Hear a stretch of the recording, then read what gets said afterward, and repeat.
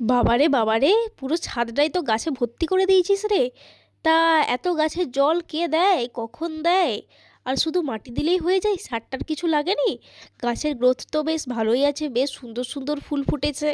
যত্ন করতে নিশ্চয়ই অনেক সময় লাগে। তা এত সময় পাস কোথায়? তুই না পড়াশুনো করিস? তাহলে পড়াশুনো করিস কখন যদি এত গাছ লাগিয়েছিস? তো তুই গাছকে সময় দিবি নাকি সরস্বতীকে সময় দিবি? কাকে সময় দিবি? এত টব, এতগুলো টব কোথায় পেলি? 60-70টার মতো টব, এত টব তুই কিনেছিস? এই টবগুলোর নিশ্চয়ই অনেক দাম, 30-40 টাকা করে তো হবেই। এত প্রশ্নের উত্তর দিতে দিতে ভাই আমি পাগল হয়ে যাই।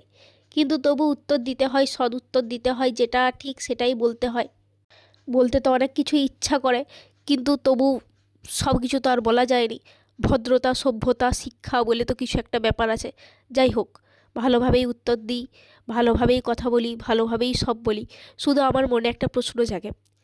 আমার মনে প্রশ্ন জাগে এইটাই, যে সবাই ভাগ্য নিয়ে জন্মায়, মানে কেউ কেউ ভাগ্য নিয়ে জন্মায়, কেউ কেউ রূপ নিয়ে জন্মায়, কেউ কেউ কপাল নিয়ে জন্মায়। আমি জন্মেছি সমস্যা নিয়ে। মানে আমি কি সমস্যার লগ্নেই জন্ম আমার, নাকি সমস্যা আমাকে ভালোবাসে? সেটা আমি আজ পর্যন্ত বুঝতে পারি নাই। কিন্তু পারফেক্ট সমস্যা ছাড়া আমি নাই।